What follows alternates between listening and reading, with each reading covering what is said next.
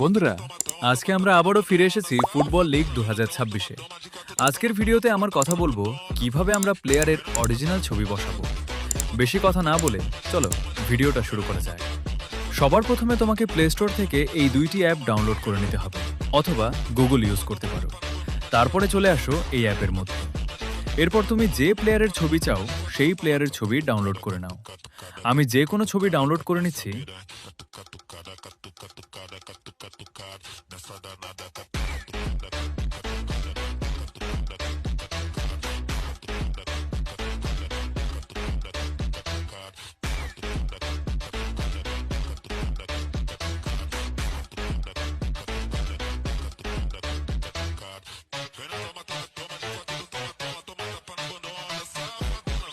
এরপর গুগলে যাও।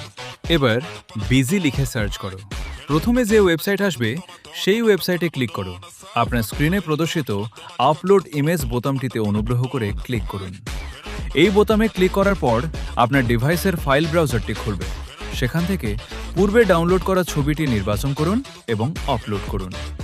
ছবিটি সফলভাবে আপলোড হওয়ার সাথে সাথেই এর পেছনের ব্যাকগ্রাউন্ড দক্ষতার সাথে মুছে যাবে।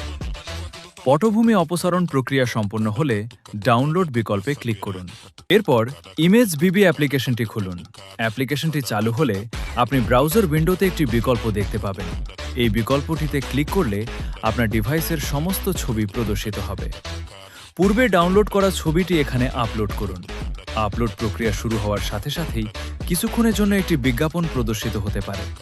বিজ্ঞাপনটি শেষ হলে একটি কপি বিকল্প স্ক্রিনে দেখা যাবে। এই কপি বিকল্পটি ব্যবহার করলে আপনার ছবির লিঙ্কটি তৈরি হয়ে যাবে, যা আপনি প্রয়োজন অনুযায়ী ব্যবহার করতে পারবেন।